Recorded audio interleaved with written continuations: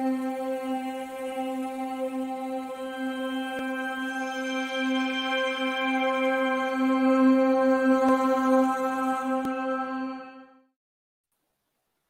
right. Hey, world.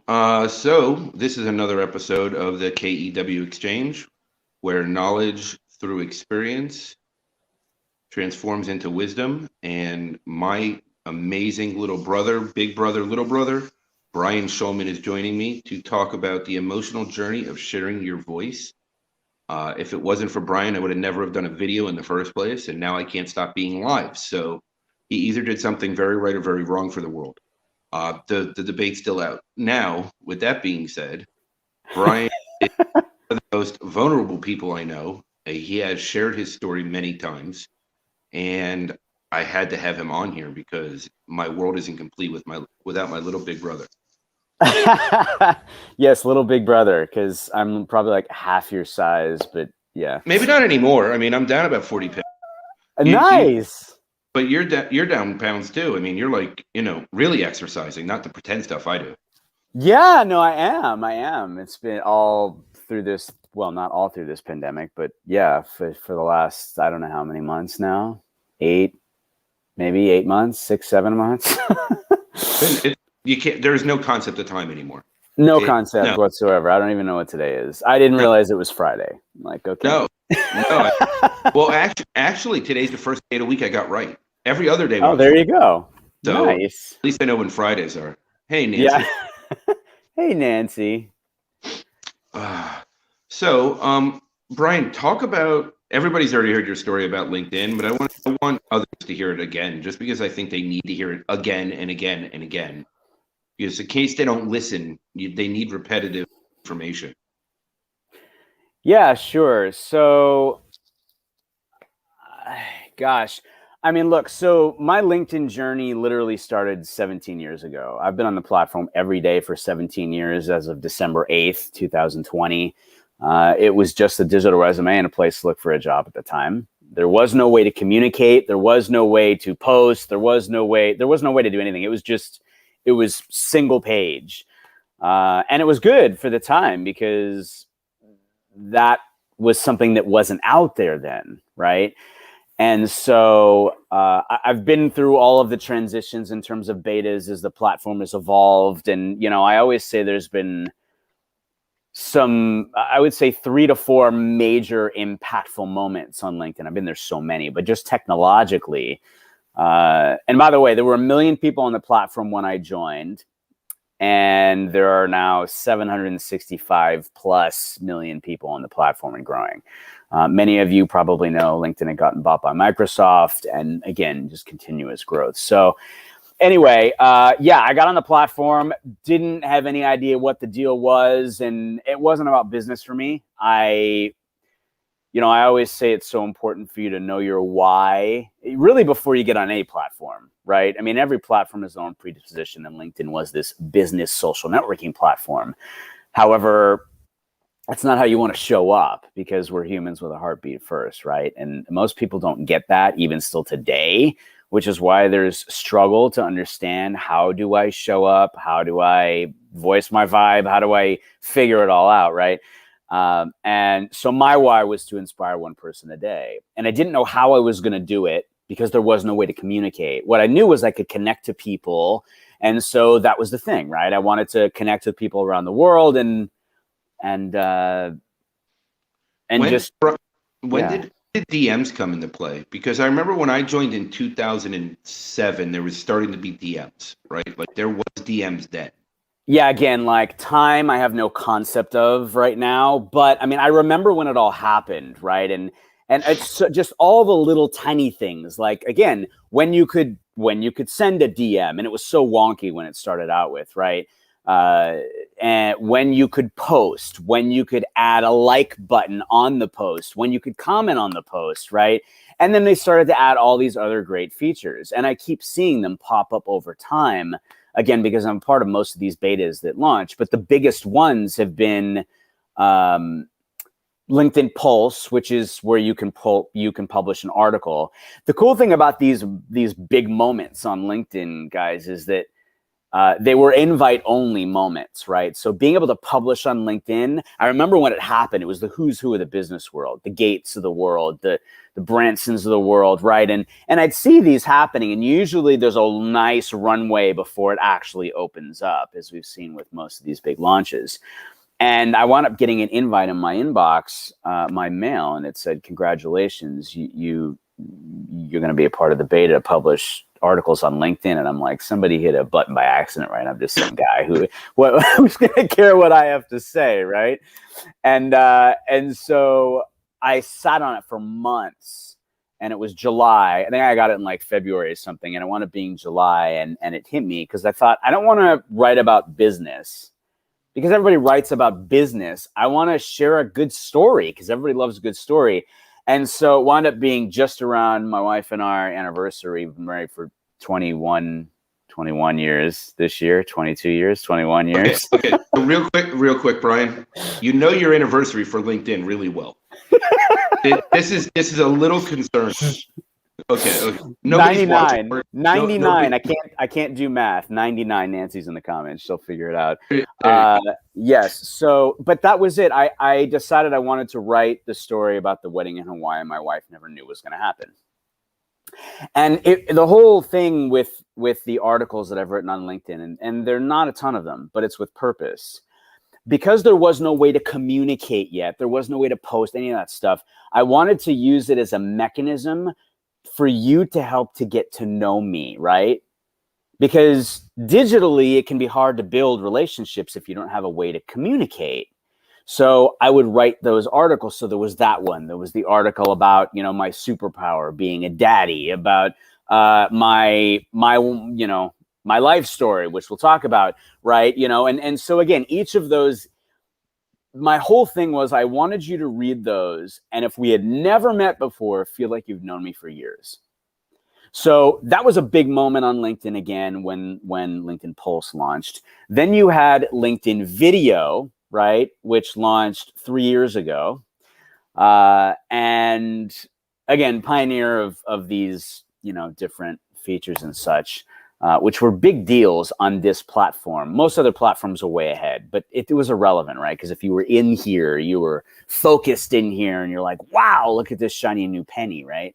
So LinkedIn Video launched, and it changed everything. Literally, it broke the mold for the good forever. It was the first time that I think LinkedIn truly was was human with a heartbeat. I don't mean that in a bad way. I just mean, most people were showing up in their proverbial suits and their suits speak and posting and all that stuff, right? And then video launches, and you have people like Goldie Chan with her green hair showing up, and Q, and Alex in London, and Michaela, and Swish, and people that were talking about things that you've never heard of on LinkedIn. I'm talking fears, failures, speech impediments, agoraphobia, rape. I mean, really personal stories. And at the same time, LinkedIn. Don't forget about coffee. Yes, coffee. Absolutely. Yeah. Michaela. Yes. That's right.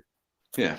But the key was the stories, right? Because they really hit you in the heart, like in a way that you just hadn't felt before. And it was really inspiring. I had access to LinkedIn Video when launched in alpha.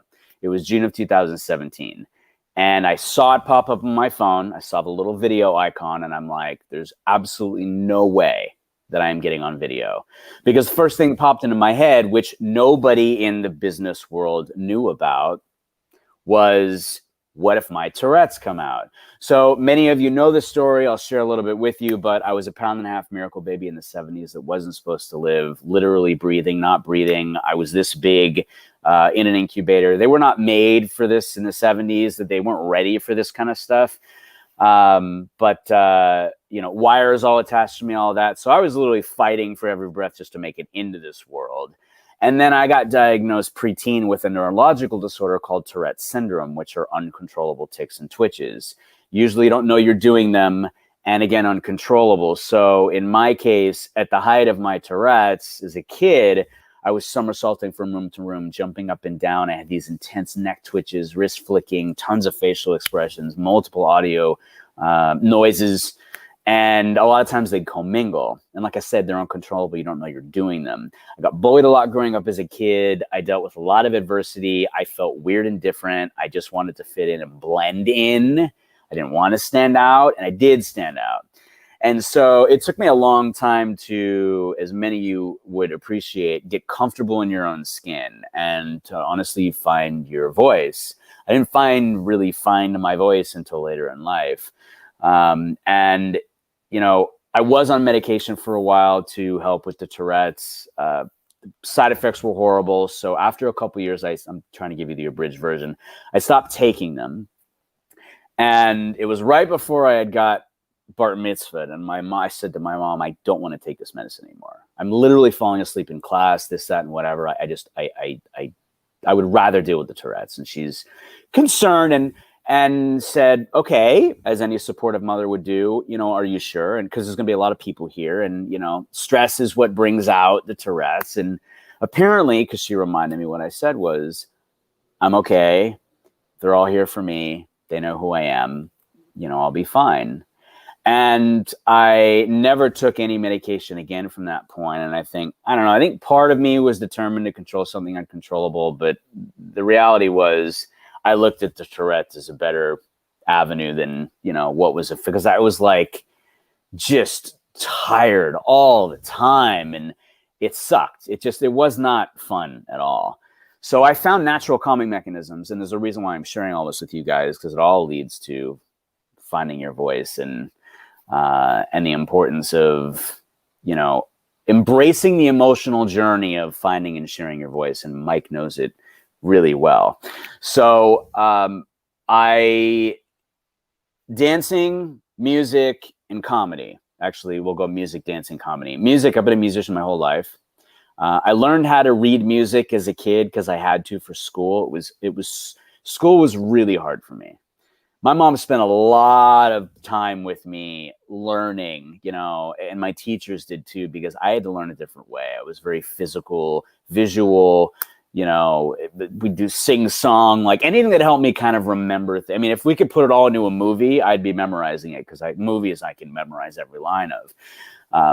So anyway, so music, I'd sit in front of the piano for hours as a kid growing up in the dark, literally. And it was like I was in another body. It was not in my twitchy, ticky Tourette body. I can pretty much play any instrument with the exception of the winds, which my son plays. He's been a jazz musician for years. And I play by ear. So music, always been a part of my life. Dancing, my mom always said, I'm going to teach you how to dance. You're going to thank me and love me for it, because all the girls are going to love you. And most boys don't dance to begin with. So I'm like, and she was right. And I loved it. It was just a great way for me to express myself. And psychologically, I'll explain how all these things tie together too, because I did get a degree in psychology to better understand me and better understand why people treat people the way they do, because I didn't get that, especially with what I had been through. The third one was comedy. Well, I was getting made fun of, and I figured, you know, if I'm going to get made fun of, let me jump the gun and be the one that gets them to laugh at me, not, you know, because of me being the weird small kid, but because I'm purposely acting weird, knowing I'm being weird and making them laugh doing it, right? So I got really good at doing impressions growing up, and you know, that was one of those things that I could relate with. Now, if I silo back real quick, again, music, it's very focused. You're very focused on what you're doing in the moment. So you're not thinking about what you're doing.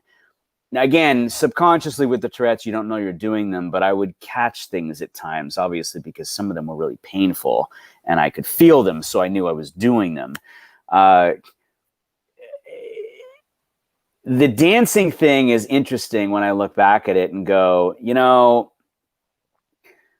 when we're all on a dance floor, we're all flailing our arms and, you know, making noises and faces and moving in ways that we wouldn't be walking down the street doing. Hi, Darlene. Yes. And maybe I felt normal in a sea of people that didn't, because that was me every day. Like on a scale of 1 to 10, I was like a 6 or a 7 in my height of it. Like 9, 10, you're talking about vulgarity and violence. Like, again, uncontrollable. I was not in that realm. And then the comedy, you know, I watched a lot of comedians growing up in the 80s.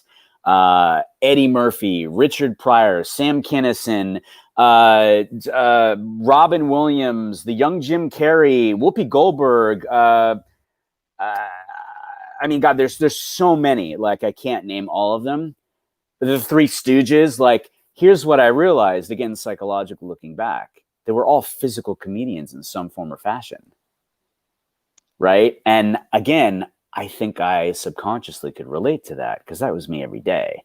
So real quick, did you follow Gallagher too and like carry around watermelon backpack? Like, no, but I did watch Gallagher, but I didn't really vibe with him. Like, I got his thing. I'm like, okay, dude, smashing watermelons, that's kind of cool. But he wasn't really my jam. Like, I related much more to, like, again, the Eddie Murphys, the Richard Pryors, the Robin Williams, like, because they were really exuberant. Yeah, they were all over the place. And again, I think I could really relate to that.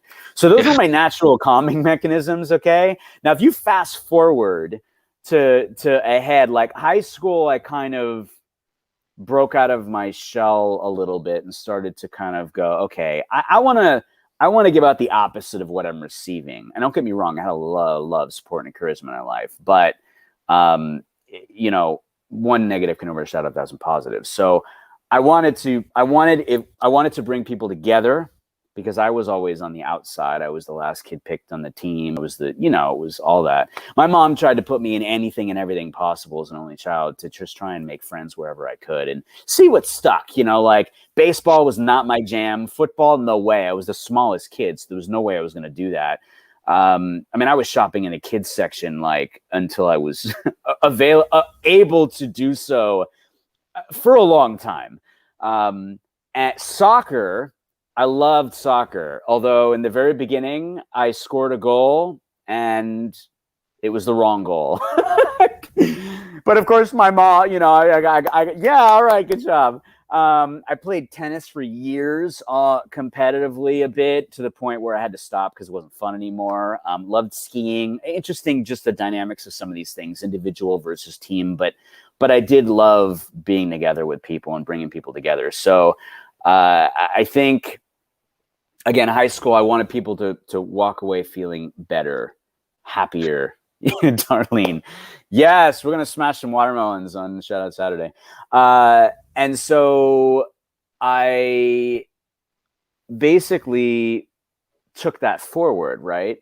So college, I really broke out of my shell and I got involved in all different organizations, co-founders of a bunch of different organizations, my fraternity being one of them. Shout out to Phi Kappa Theta. And I found LinkedIn along my journey, again, 17 years, and it changed everything for me. I've always said LinkedIn has changed my life so many times in the last 17 years. More so when video launched than ever, because I found this family that I never knew I had. Now, here's something you guys got to understand, okay? Up until that moment when I made the very first LinkedIn video, by the way, it took me 5 months when I talked about June 2017 when the video launched in alpha. It took me 5 months to muster up the courage to take the leap and get on camera. I had never done anything like that before. My kids on the other side, not me. And all I kept thinking was, what if my Tourette's come out? So I waited and waited and waited and waited and waited. And the thing is that it was like this devil angel on my shoulder thing happening. Like the app would update, you know, my iOS would update, whatever, and the little video icon would disappear. And I'd be like, oh no. And then it would come back and I'd be like, no. And it would happen like every now and then it didn't come back. And I'm like, crap, I missed the opportunity. So I was out there supporting fellow LinkedIn creators, all of us pioneers in the early days before I got there. And like anything, when you're out there and supporting, it boomerangs back to you. So I got called out, and Goldie called me out, and Goldie and my dear friend Mike Morgan and Fahad Mohammed could have campaigned together, because LinkedIn started with hashtag campaigns in terms of video. And those stories we were talking about with Swish and Michaela and others, it was the Let's Get Honest campaign, hashtag Let's Get Honest. And the whole point was talk about something nobody knows about you. I'm like, and I was so inspired by Swish and Michaela and Goldie and Alex in London and so many others that I'm like, wow, I want to share my story. This would be the first time I did that. Nobody in the business world knew about any of this stuff. And that was with purpose, because I didn't want to be treated differently, looked at differently, miss opportunities because of it, or get opportunities because of that. You know, I didn't want that to happen. I wanted to earn everything on my own merit. And I shared the story once in the early days of my career, going for an interview at a company in the .boom era. It was a sales gig, hadn't been in sales. I see you, Tim. Hadn't been in you know, had a sales gig, you know, per se, in terms of direct selling. And this company was growing like gangbusters at the time, like Google-esque style. And I went in, I met with like 8 different hiring managers, a bunch of different other people in between from the team. And I'm like, okay, you know what? I don't have any legs to stand on. I don't have any numbers to share, any real experience. So I'll just share my story. It's about adversity and grit and tenacity and falling down and getting back up. And hey, you know, give me a shot, right? We all get a shot at once, or if not multiple times during our career, right? And somebody's got to send the ladder down. That's what it's all about. What's up, Rigor? So share the story. At the end of every single one, they all say the same thing. Well, hey, that's a great story, but why should we hire you? And I left the building with my head down on my tail between my legs. And I said, I didn't get the job. And I said, I'm never going to talk about that again. Just, I'm not. I can think of like once, twice, maybe 3 times early days that I did in high school, crossed a classmate walking up the stairs. I remember it like it was yesterday. I can literally like smell like everything. Crossed him. I was going up. He was going down the stairs. I saw him do 3 ticks, one after the other, all different. I went home to my mom and I said, I have a classmate that has Tourette's. I have no doubt in my mind. How can we help? It was a hard thing to do because, as you can imagine, just like us, all the doctors saying, he's fine, he'll grow out of it, because they didn't know what the heck was going on. They didn't know what it was. You know, I knew that he was probably feeling the way I did. Something wrong with me. I'm weird. People make fun of me. I don't know what's going on. How do I do this? You know? So long story long, we got him to UCLA where I got diagnosed, and we wound up getting him help. I realized at that point, for a moment, that was a gift. I was given that gift to help him. If I didn't have it, I never would have seen it. It's like shopping for a car. You see a red car or a model or whatever, you see it everywhere then. It's always been there. Your senses have just been heightened because it's in your mind. So anyway, #5 videos. That's the campaign Goldie and Mike and Fahad launched. And the whole premise was this: you've never gotten on video, and you got to make 1 video a day, 5 days in a row. Now I'm like, Goldie calls me out, and I said to her, hang on, I get my charger. Goldie calls me out and she says, hey, you know, because I've been supporting everybody. Hey, you know, we want you to join the campaign. I'm like, yeah, hey, I'd love to join you. Not really. But, you know, my lost, you know, I told her about the app and everything and whatever. And she's like, hang tight. She reaches out to the video team, and I get a note back like that night with a screenshot from her. And the screenshot from the LinkedIn video team was like, you know, hey, we'll have them lit back up, you know, tomorrow or the next day. And Goldie's message with it was no excuses with a smiley face. And I'm like, crap. I gotta do this, right? And in my head, the way I thought about it, Mike, was having built startups and growing startups for the last 20 years. I love you, Tim. I'm like, okay, I'll look at it that way. This is no different, right? Risk, reward, fall down, get back up, learn, grow. But what I don't want to do is look back and go, what if? I wish I did that. So I reached out to my friend Amy Blaska, my twinsie. She literally, we're like twins, just in male and female form. And I said, Amy, you've been making videos on LinkedIn. I have literally no idea what to do here. I've got to do this. I was about to leave for a business trip for 4 days. I was going to be underwater in meetings all day and then social meetings at night. I was going to have no time, but I didn't want to let Goldie down. I didn't want to let Mike and Fahad down. I didn't want to let myself down. So I'm like, okay, I've been getting comfortable being uncomfortable my entire life. It's just one more thing. Just go. Come on. I mean, you can do this. And I did know that my very first video was going to be sharing my life story for the first time. And at that point, in front of 500 million people. So Amy, I said, Amy, I don't even understand. Like, how do I physically do this technologically? Like, I didn't even know there were apps that existed for this stuff. I was so green. And she's like, yeah, hey, I'm using this app called Clips. It's really easy. It's on your iPhone. Here's a quick, like, 60-second tutorial link. You'll be good. So I watched the thing, and I'm sitting in my office upstairs, and I'm like, okay. And I plant my phone, I don't know, up on a book or something like that. And I went. And everyone will always say, like, your first is your most awkward, uncomfortable, horrible, whatever. And I feel that way too. But here's the thing. When I made that very first video and I shared the life story stuff we talked about earlier, I was scared to death of the reactions that would come because, like I said, nobody in my world of business knew about any of that. I was still working for a company at the time and all of that. So I was a little terrified just about reactions in general. And all the love and support and encouragement words that you get if you're on LinkedIn, if you're not, you'd go, isn't this a business social networking platform? What are you talking about? That's all stuff we fostered. And it literally changed my life. It was the first time that I truly accepted my whole self. It was the first time that I did not look at myself as being weird and different in a bad way. And it was the first time that I realized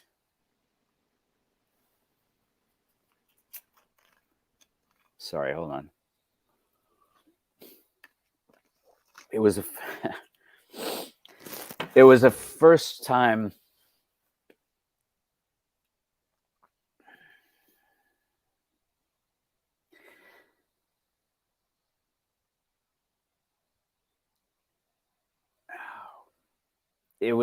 time that I realized that I had a voice.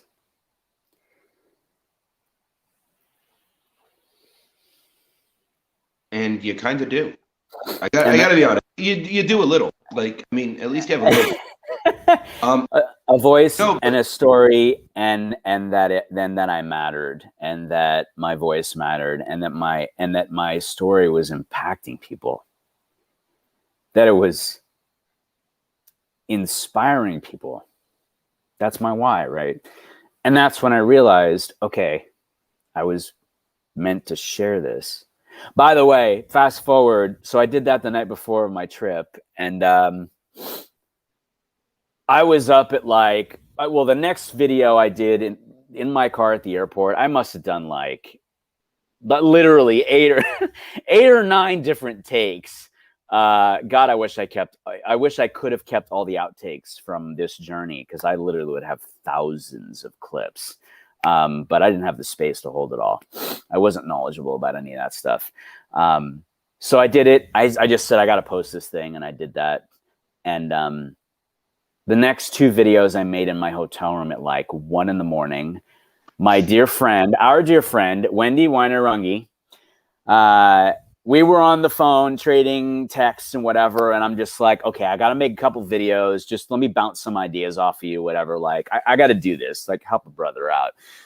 So we were doing some brainstorming. This is comedy because I literally made 2 videos in the same night. I changed my clothes so it didn't look like I made them in the same night because I had to post them on different days. This is stuff that we do, right? It's total craziness. And I was so in my head. And anyway, made the last couple, and then I got home, made my last video. I reached out to Goldie and Fahad and Mike, and I'm like, okay, guys, I did the 5. I am so uncomfortable. This is so incredibly awkward for me. When am I going to get comfortable?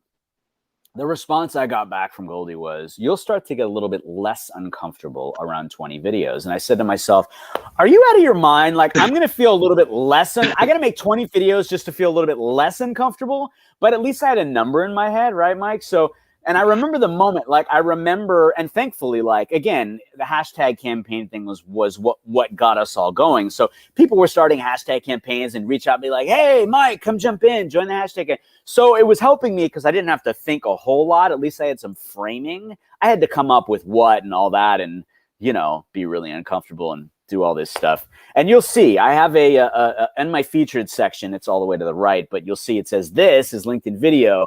And you'll see a trail of videos. The article broke. It wasn't meant to house that since we didn't have a video tab and still don't yet. LinkedIn, nudge, nudge. That's how I tried to do it. So you'll see, if you watch those, you will see the transformation that happens. And so I made the videos and I remember the 20th video, I'm literally behind the scenes because that's my jam. I love doing behind the scenes stuff. I was behind the scenes at a parade that my son and his jazz band mates from school were performing in, and they were on a float, and they're literally parade like, animals and horses and, all princesses and all this stuff. And I'm like, would do one of these, and I'm like, yeah, okay. And I want to thank Mike and Goldie and Fahad and Fiona in Hong Kong. And I'm like, this is my 20th video. And I remember thinking to myself, hey, you know what? I feel a little bit less uncomfortable. So anyway, you kind of fast forward through the journey, and, I've made almost 1,000 videos on LinkedIn. And you talk about other impactful moments along the way, LinkedIn Live, LinkedIn Stories, and all that stuff. I mean, it's all video, right? Just got a different ending to it. And, I think the thing is, and it, because when I met you, you literally were like, no, I am not getting on video. It'll never happen. Never. I don't care what you're saying. It'll never happen. And we talked a lot, and I got you to kind of break through some barriers in your head, and you still weren't going to do it, but you started to post a little bit and a little bit more, and then you stopped, and then you were on again, and then eventually, like, you posted your first video. And this is the thing. I didn't even tell you. Like, I was traveling. I wasn't even home. I was in Atlanta, I think. I was just sitting outside smoking a cigarette in the smoking section, and I just pulled out my phone, took a video, and I just hit upload, and I walked away. Like, that was it. Like, I just disappeared because I didn't want to know what. Didn't want to know how. Like, that was it. You didn't want to know. You didn't want to know. You didn't want to have any association. It was like, I'm going to stick it out there and be gone. Like, I didn't even do it. It's out there. I don't even want it, whatever. And the thing is, and what you used to do too, is you're like, every time we'd talk, you'd be like, yeah, no, I'm not watching any of them. I'm just going to post it and whatever. And you weren't even going to comment, but then you were like, okay, I'll show up to comment, but I'm not watching it. I'm literally just going to reply to their comments. And that's it.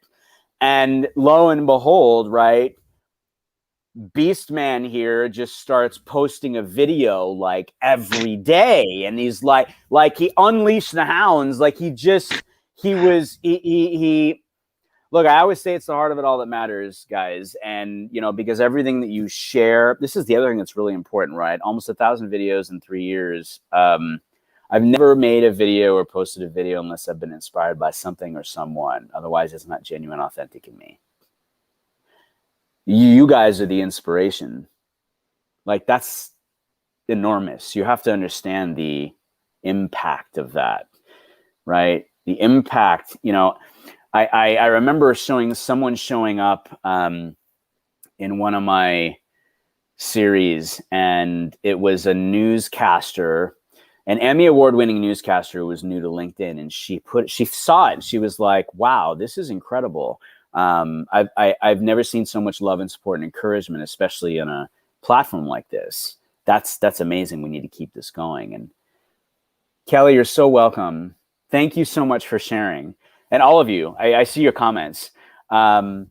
It's never discount the impact of showing up. Never discount the impact of coming together. Never discount the impact of your voice and your heart and sharing your story. And remember that if you're weirded out about sharing it like I was, like when I shared that story, I started to get on podcasts. People were reaching out like, hey, I would love to have you on my show to share your story. And I remember doing the first one and then like another one and then another one. I'm like, this is the total, no idea what's going on response in my head. I'm like, well, I just recorded it. You can go listen to it or watch it if you want. Like, why do I do it again? Like, I just did it, right?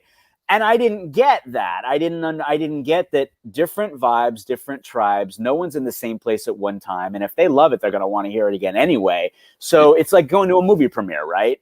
You do the trail, you go on all the late night shows and you go to the premieres and whatever. And yeah, I mean, it's the same kind of flow and whatnot, but not all the same people are showing up. So yeah. And then by the way, like, you know, now taking into account like live streaming, I hadn't done that before. You'd never know that. You'd probably sitting there going, say what? Yeah, seriously. Almost 300 shows ago since the launch of LinkedIn Live, which was February of last year. Is that right? I have no concept of time. Something like that. Yeah. It's 2020. No. 2019. Wait, what?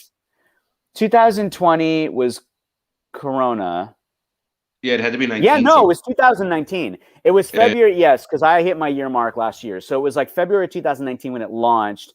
I got access. And by the way, I never applied for LinkedIn Video. I never applied for any of this stuff. It just showed up. May 13th, my birthday. LinkedIn Live shows up. Congratulations. I get a message in my inbox from the team. Congratulations. You have LinkedIn Live now. I'm like, oh my God. I'm not going to do that. I'm like, you're out of your mind. Yes, February 2019. That's right, Ryan. Thank you. I'm like, no way. What? No, I don't know how to do any of that. I have no idea what these, again, like video, no idea what these platforms are. No idea, you know, about any of that stuff. And I sat on it. And it was like, again, another parade that my son and his jazz band mates were going to be performing in. And the marching band was too, because it was off season. So they were in the marching band. And I'm like, ooh, because I go to all that stuff when he was doing it. And I'm like, I got an idea. I'm going to go live from the parade, in the parade, because I was that dad. I would march next to them. Like, you know, they were okay with that. So, because I'm the proud dad always. I've got thousands and thousands of videos and, you know, and pictures of my monkeys. I wanted to capture all the moments, right? I'm always there for them. And I'm like, this is it. I'm going to do that. And I'm like, crap, what do I do? And I remember hearing about Switcher Studio. Shout out to my boys at Switcher Studio. Incredible for mobile. I mean, incredible platform for broadcasting, but mobile, like they're known for mobile. I'm like, okay, I can figure this out. And they were one of the only ones that had a trial associated to it. I'm like, okay, this is cool. I don't have to pay for anything. I can like try it out. So I can figure this out. Let me download it on my phone, Quicken, whatever. And it was, again, just raw, right? And I'm like, okay, I can do this. And I remember literally standing in the place where all the band members were before they got out into the parade. And I'm like, all right. And all these teenagers are looking over my shoulder and they're like, what are you doing? I'm like, I'm about to go live on LinkedIn for the first time. I said, this is a big deal because LinkedIn just got LinkedIn Live, you know, recently. And they're like, ooh, what? What's going on? We're broadcast? Okay, cool. So they're standing around me and I have the picture and I still have the video and all that. And they're looking and I'm like, all right, we're live.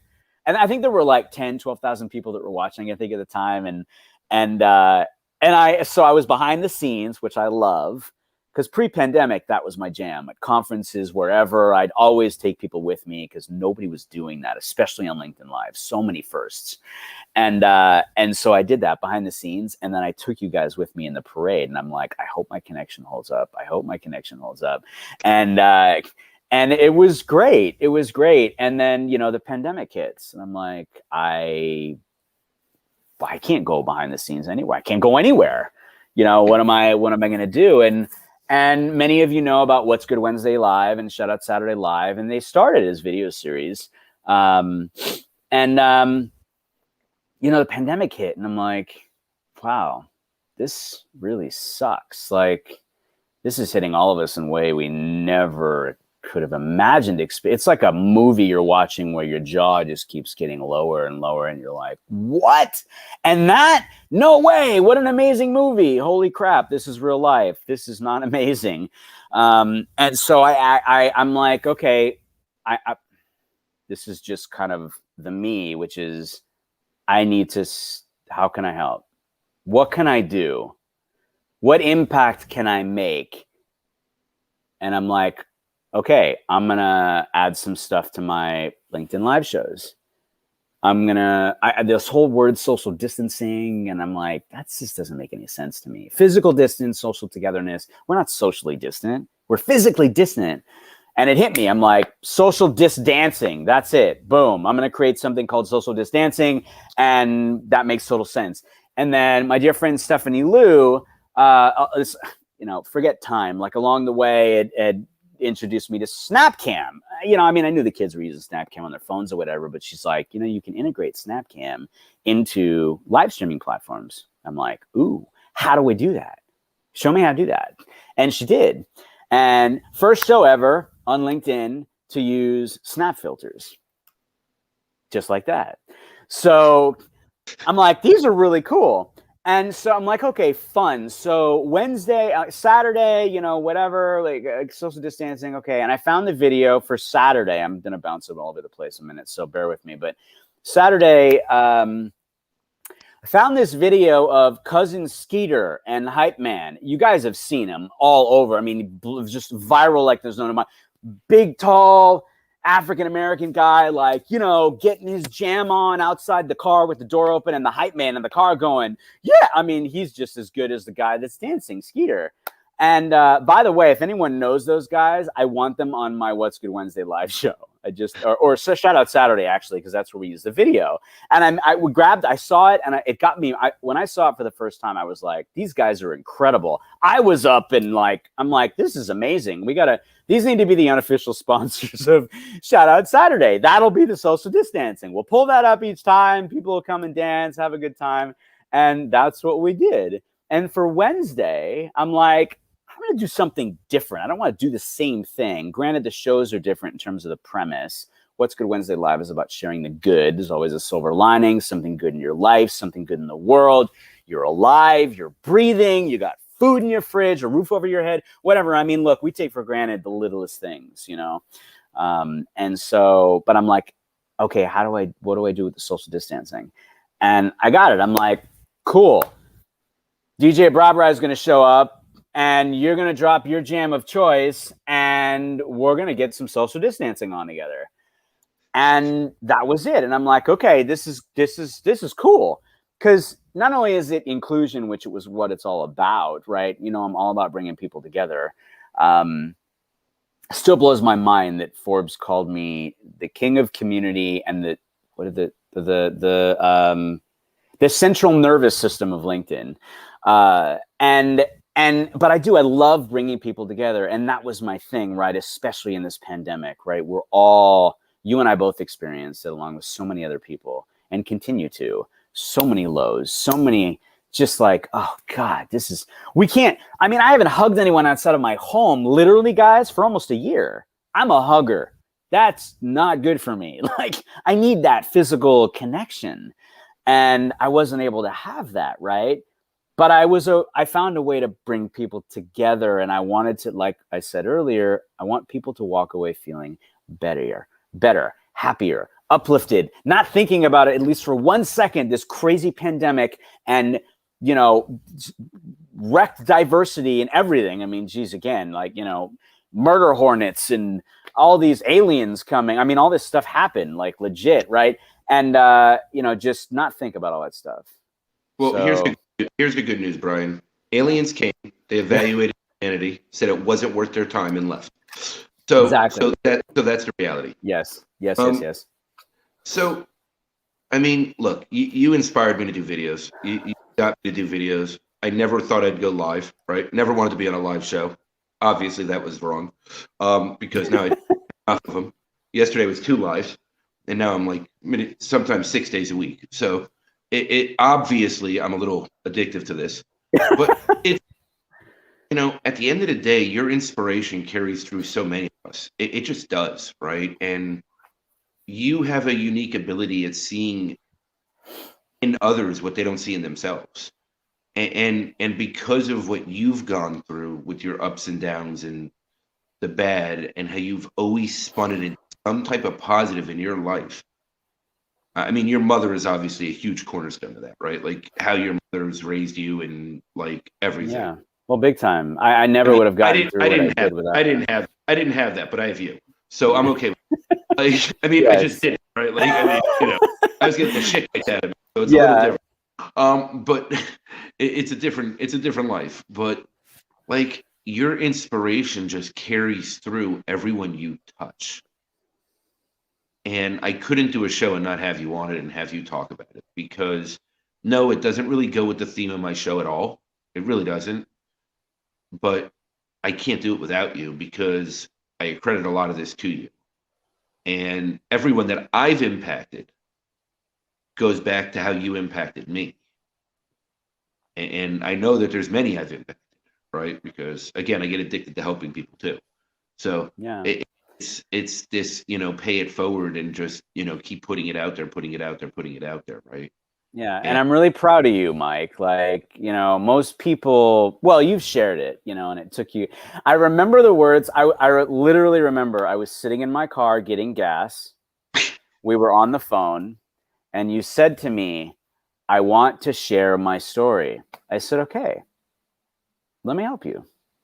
And it took you a while for the video part to happen, but like the first step is saying, just like I did, I want to share my story, right? And again, it's not you're sharing your story for you and I didn't do it for that reason. We did it because we wanted to share it because it would help other people. It's the most important thing to realize is you sharing your story. And guys, most people will sit there and go, yeah, well, Brian, I'm not like you, didn't almost die and grow up with adversity and bullying and neurological disorder and yada, yada, yada. I'm like, no, stop. Like every client I've ever had, it's the same thing with you. I'm like, dude, stop. You're discounting your story and your voice. It's not about the world blowing up in your face and you charging No, it's about relatability, right? Although I have now been through that. So Yes. yeah. I mean, I was on We all lockdown have. I was on lockdown before COVID started, Yes. as you pointed out to me. Yes, So sure. you said the rest of the world just had to catch up to me. So that's really what happened. Yeah, Um, absolutely. But and I was still doing videos outside the motel room. It was really awesome. It was great. it was, and again, like I can't tell you enough how ridiculously proud of you I am. Like I am a proud LinkedIn dad of all you guys because it's like I know how hard this is. I know the struggles. I've been through all of it, the worst, the best, the worst, like, emotionally, technologically, psychologically, like all of it. I know how hard it is, but I also know how freeing it is. And by the way, like this is something that's really important. Most companies are very, I don't think we want our people on social media or getting on video or whatever. You don't realize that your biggest brand ambassadors, the biggest voices on behalf of your brand are your own people, guys. Yeah. Your own people. And it's not, and I know depending on industries, you got rules, regulations, financial, et cetera, but here's the thing, even in that, what they do say is we don't want you talking about the markets, but you can talk about yourself and whatever. That's exactly what you should be talking about. But that's what people want to know. They want to know you. They want to know who they're dealing with. They want to know what you're about, right? Yes, that's what it's about. I learned that from someone. I'm just trying to remember who. Yeah. Yeah. But that's the thing, right? Look, relationships are all about the human connection, the heart connection. I wouldn't walk up to Mike in a room not knowing him and for the first time stick a contract in his face and say, sign this. He'd go, I'm sorry, bud, let's back up. My name's Mike. What's your name? How much is it? How much is it first? And then we'll see if I would, right? Yeah, but most people would be like, I'm sorry, who are you? You wouldn't do that digitally, but it happens every single day. You hit the connect button on LinkedIn thinking that's how you should reach out to somebody, connect. You don't realize that message is, I'd like to add you to my network. That's like sticking the contract in somebody's face to somebody that doesn't know you. Personalize your messages, personalize your conversation, talk about things that you're feeling. I mean, gosh, we're all growing through this pandemic. It's a complete shitstorm. 100%. Right? I mean, let's just call it what it is. It's crazy. People are dying. I mean, my gosh, I just lost a dear friend who was like another parent of mine. His dad just passed away literally due to COVID. This is hard stuff to understand how to deal with. It's struggle with. And let it out because most of us are just compacting it and just like layering on the cake and not realizing that these bricks are going to get really heavy if you don't have a way to let it out. And, you know, video is an incredible way to do that and share. Why? It's relatable. It's relatable. Mike's in the middle of the woods with his kids, you know, and I mean, literally, yeah, right. Literally. And you know, and he's sharing, and again, I'm so proud of you for just you being able to just let that out, right? The first step is taking the first step. But the point back to the companies, you guys, is this: people do business with people they like, know, and trust. I've been in sales my entire career, okay, in building and growing startups. It's the people we connect with. You know, when I was at companies, I won so much business because over my competitors who had better technology, cost less, all the things you could think about, but they wanted to work with me because what do I care about? I care about Mike and his adorable kids and his beautiful bald head and being in the woods in Arkansas. I care about Mike as a human being. And that's the part that matters. You show up, talk about those things. You talk about what you're uncomfortable about, talk about what you're going through, right? That's relatable. Makes you relatable to somebody else. I've generated so much opportunities on LinkedIn through the years, you guys. I'll talk about this a lot, but so much business, so many opportunities, co-founded companies, traveled around the world, keynote speaking, et cetera, you know, featured in a #1 best-selling book on video. Shout out to my friend Pelpina Tripp. I mean, you know, you got Shout Out Saturday right here, featured in the book. You know, my LinkedIn live show named the 2020 Best Festive Show of the Year at the IBM TV Awards last year, featured in Thrive Global, Yahoo Finance, Forbes, Smart TV Network, named a 2020 Most Impactful Person of LinkedIn out of 50 people, a Global LinkedIn Leader of the Year twice in a row. This never would have happened if I didn't take the leap and just start. Remember, I had no idea what the heck I was doing, you guys. There is no one out there that can give me any excuse as to why you can't, because I gave you every reason when I was doing it why I couldn't, and look at what I've done. The accolades are great. Like, the Godfather of LinkedIn video, like all of that, it still goes way over my head. I'm just sitting here going, I'm just a dude with a, you know, beanie on, having a conversation with my buddy, you know? And that's the thing, is remember that that's what video is. Like, you're just having a conversation. For me, it's very cathartic, right? It gets it out of my head also, right? Especially because I'm an auditory person. So because I'm naturally, I don't shut up anyway. So I mean, this is the quietest I've been on an episode other than last Saturday's episode. That's because I'm not letting you talk. So well, right. And I'm not stopping you because there's no reason to, right? But like, it's very cathartic because by talking things out like that and having these conversations with people and sitting down and putting it out there, you know, you're gonna relate to people. Yes. People relate to you, and they're usually the people that you don't expect, right? They're, like, I get so many DMs at times that, you know, thank you for putting that out there, and I'm like, who are you? Yeah. I guess we've been connected a while. Like, they've never commented, they've never said a word to me. I reached out to try and talk to people because that's what I do every time I connect to anyone, and I never heard back. But then out of nowhere, like months and months later, it's like, thank you for putting yourself out there because it really helped me. And I try not to be rude. It's like, who are you? But, you know, sometimes it is. It's just like, I'm a little blunt. I remember getting a DM from someone, and again, time is so not, I have no sense of it, but it was the beginning. Could have been 1912. Could have been. That's a long. I'm a vampire, so yeah.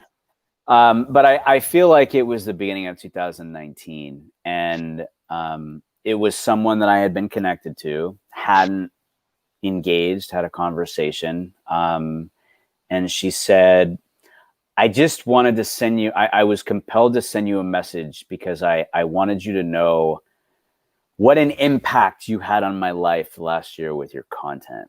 So much that you saved me from taking my life.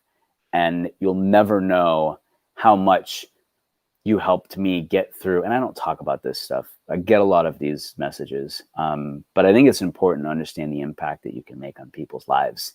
Again, just by being you and showing up and sharing stories, and being positive, and she was extremely grateful and thankful and wanted me to know, and I would have had no idea. I've had people come on my live shows in this pandemic that are depressed, that say they're depressed.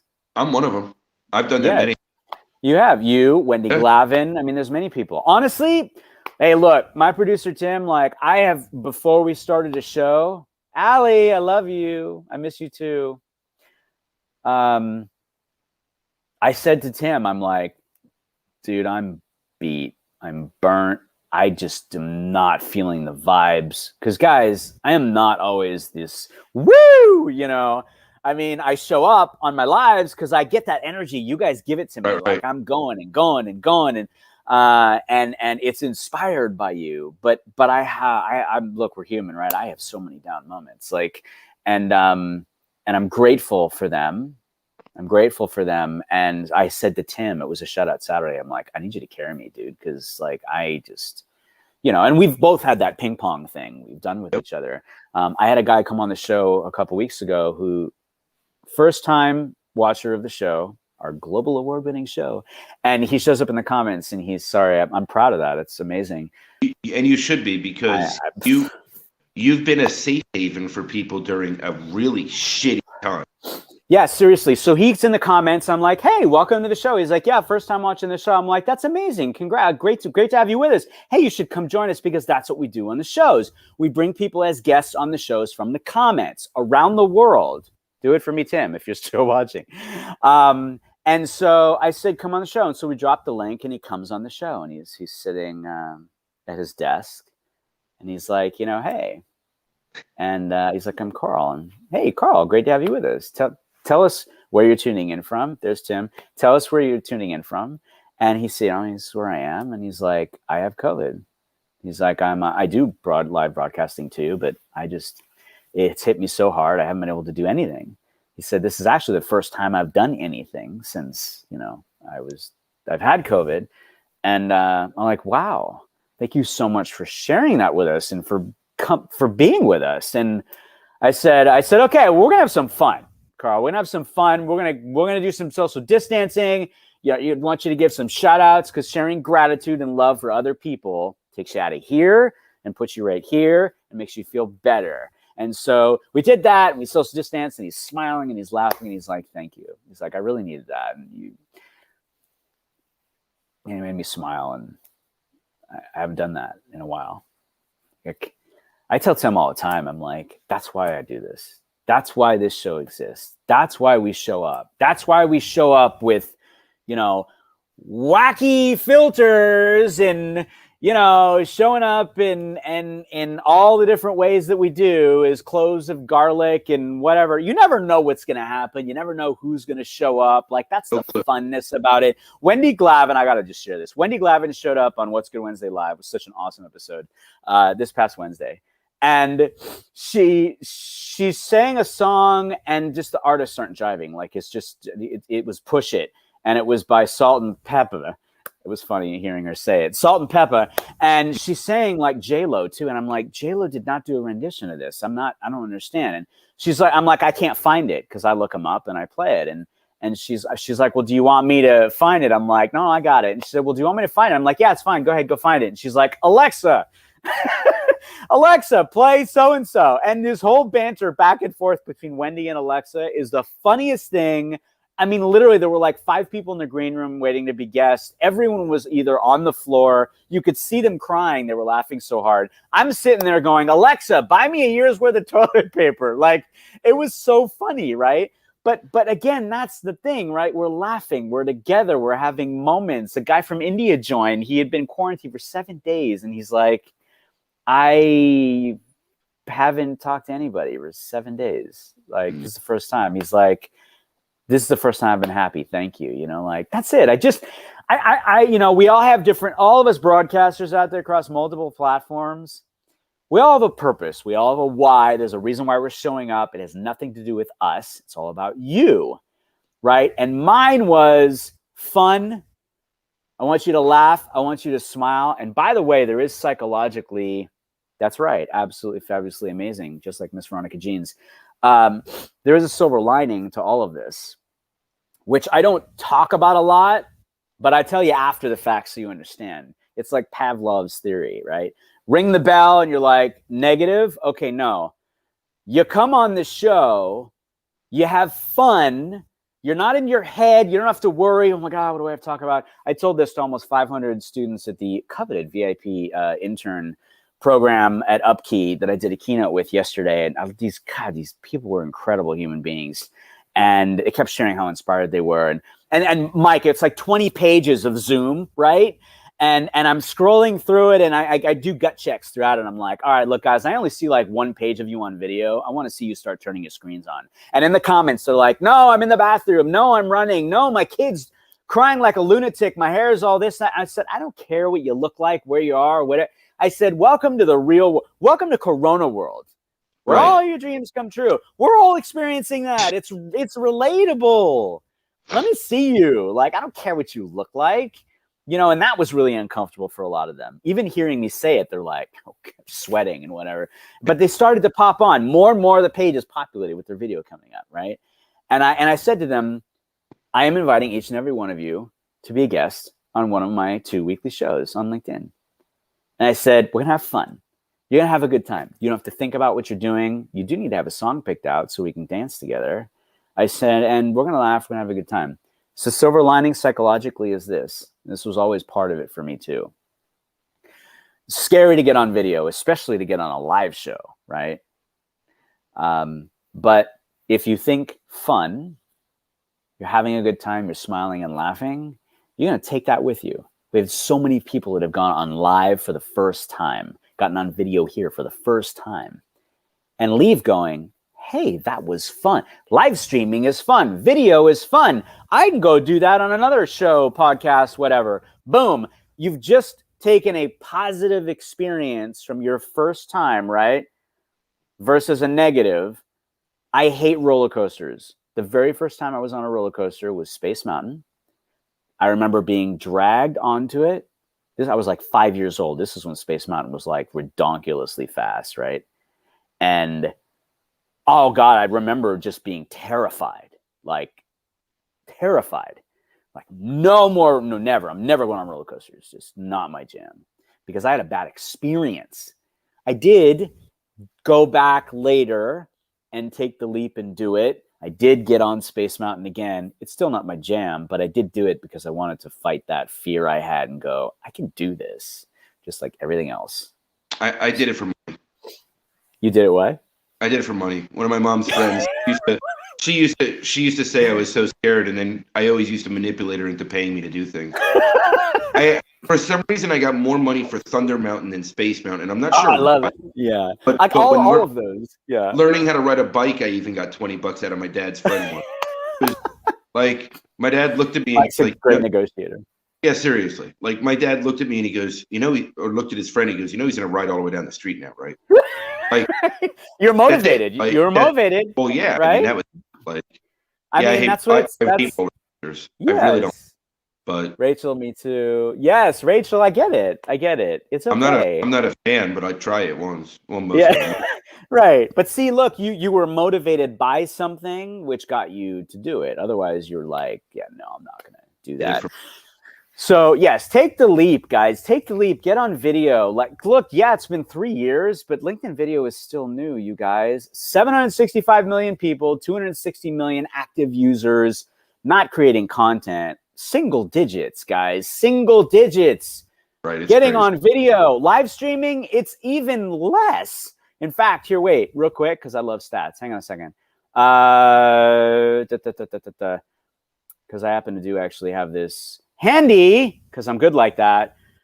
The average LinkedIn user has 2 times more buying power than the average internet user, making live video a must-have tool in every marketer's arsenal. LinkedIn live streams grew 158% since February of last year, you guys. Live videos on LinkedIn drive 7x more reactions and 24 times more comments than standard video posts. And only 3% of marketers use LinkedIn Live. Now, LinkedIn Live you have to apply for. It's a very rigorous process. And more times than not, you get denied 1, 2, 5, 10 times. As Mike would tell you, don't give up. Just keep doing it. I stopped applying all that time that I was out here, and then I applied, and I said, you know what, I'm getting LinkedIn Live. I applied 3 days in a row. I got it before they even read the third email. Oh, there you go. There you go. I don't know why. Don't give up. It's your beautiful bald. Like, yeah, don't give up. Don't give up. Yeah. Like if you just so you guys know, like I'm going to give you a couple quick tips. Go live on other platforms. Go live on Facebook, Instagram, YouTube. Make sure they're set to public. Other people's shows.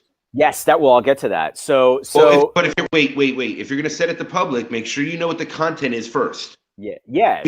Because they might not like some content public. So especially on LinkedIn. Just saying. Yes. Does happen. Yes. So going live on other platforms is important. The second one is creating native videos on LinkedIn. So if you create and upload native videos, meaning they're pre-recorded on your phone, you upload them directly, not YouTube links. Don't do that. These platforms, they want you to stay. LinkedIn wants you to stay here, have a good time, spend your whole life here. But if you post a link to another site to take you to watch a video, they don't like that. They're not going to drive traffic that way. So create and upload your videos here on LinkedIn. Realize that number 2, creating your videos on LinkedIn, pre-recorded videos, helps you accomplish number 1, which is going live, because you can literally slice up those live streams into 60, 90-second bites and share those clips. Hey, just went live on Facebook and YouTube and Instagram on episode 43. Unfortunately, I don't have access to LinkedIn Live yet, wink, wink, but I'm waiting to get approved. Come and join us on here, right?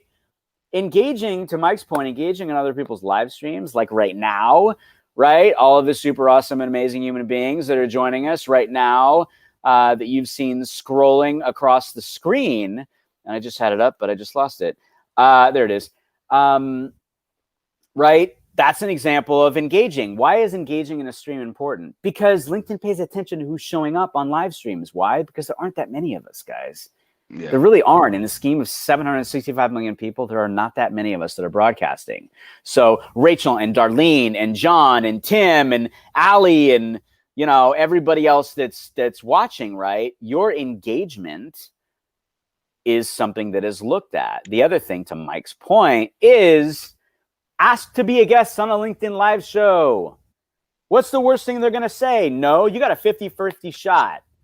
I mean, if you don't ask, you get a 100% shot. It's not going to happen. Yes, Raquel.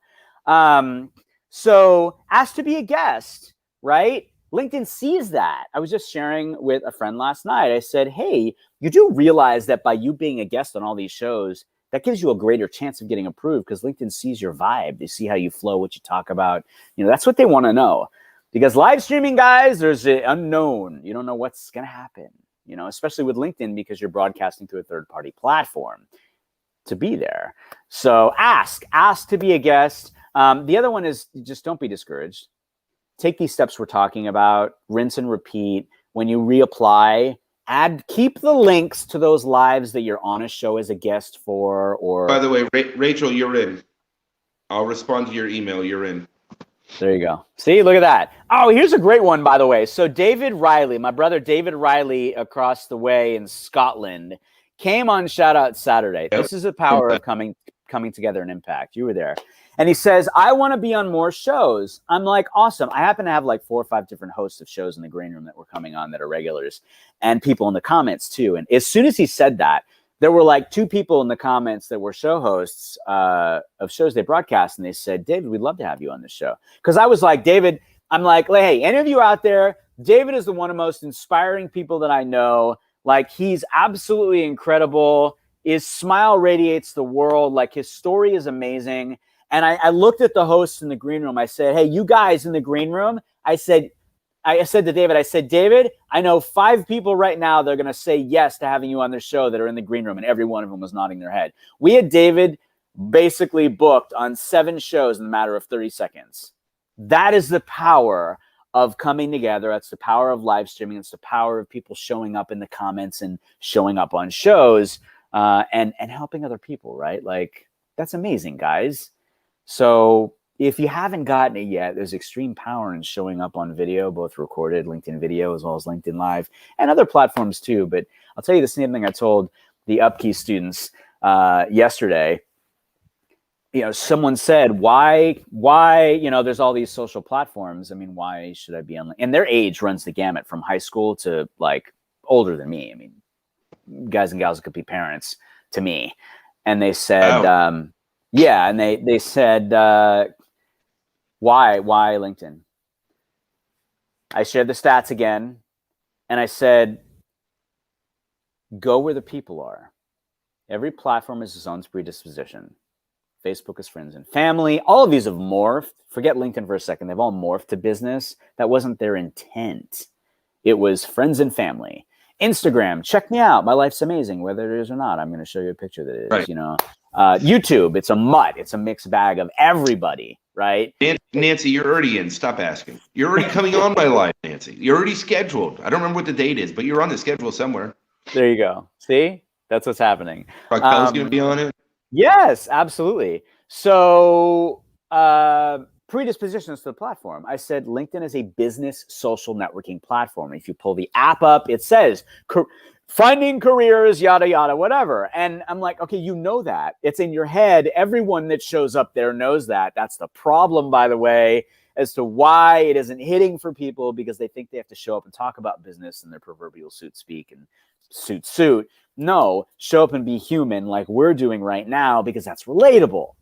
So only pajamas only. Yeah, I'm wearing sweats right now. Come on, I got yes, sweats, a hoodie. You know, that's right. So my point to them was show up where the people are. Why? You're all students. You're all interns at Upkey. She did know the date. We're good. There you go. She knows the date. She knows what's happening. Nancy's very organized. LinkedIn is where the people are that you're going to want to get the attention of now and going forward. Why? Because anyone and everyone you ever want to do business with is there, from the founder to the funder to the chairman to the janitor and everybody in between. Your next employer, your next employee, your next partner, your next co-founder, your next collaboration with somebody. I mean, you guys, you never know. You never know who's going to be there. But I will tell you this. I do know that anyone you are ever going to want to work with is here, and it's only going to continue. LinkedIn's not going away. So be here. That doesn't mean you can't show up on these other platforms. Nancy, I have a list of hosts that I'm going to introduce you to. Will you just call me sometime this weekend, and I'll introduce you to a bunch of them? Yes. See? That's all you have to do. Nancy, what am I about to say right now? Incredible things happen when we come together. That's the beauty about it. Mike and I are all about helping other people. We're literally about connecting and bringing people together, and not for us. Now Wendy shows up, and I got to leave because I've got to go do my 3-hour round trip to go get my kids. Yes, you do. Hi, Wendy. We were talking about you earlier. All good things. So anyway, yeah, you and I can talk forever. But yeah, I mean, we'll sit here till tomorrow, till LinkedIn throws us. 4 hours. Well, 4 hours. Yeah. Yeah, I almost thought they changed it, by the way. I did a 4-hour show just recently, and it went over, and I'm like, wait a minute, did they lift it? No, it was like 30 seconds over. So anyway, I look at Mike. I love you, man. I'm seriously, you guys, I'm so proud of this guy. Like, he's come so far in such a short period of time. And even more so, the best part about it, he's inspired so many of you to do the same. And that is the part for me that means more than anything. Mike didn't think he had wings and didn't think he could fly. Thank you, Rachel. And you're so welcome, Rachel. Thank you for being here. And I saw that in him and knew that he could. I saw that in Wendy and knew that she could. I saw it in Nancy and knew that she could. I mean, there's so many people that, you know, and I think we do that. You know, we see those things. You are most welcome, but you're bringing your cat. Yes, she is. The cat's always attached to her. Tell her to bring the black cat, which literally hangs out on her neck. I'm just going to leave that there because it's the most unusual thing I've ever seen. And he wouldn't even come in the screen when we talked last time. It's adorable. on Zoom last time, he wouldn't even come in the screen. All right, Brian, we really could go on forever, but I really do have to go get the kids. It's okay, buddy. I love you. I love all of you that have shown up in the comments. You're all super awesome and amazing. I will say hi to you when we get off of here. But thank you for joining us, Mike. I love you. Great to be with you, brother. Thank you for wait, you joined me, Brian. You joined That's what me. I said. This is my show. That's what I just said. I said thank you for having me. No, you said thank you for joining us. Okay, that too. Well, he is the godfather of LinkedIn video, so here it goes. He has the rights. We all have to kiss the ring. It's okay. Okay, I don't know about all that, but I love you all. I love you, brother. I really do, man. I love you too, man. Kiss kids for me. Will do. All right.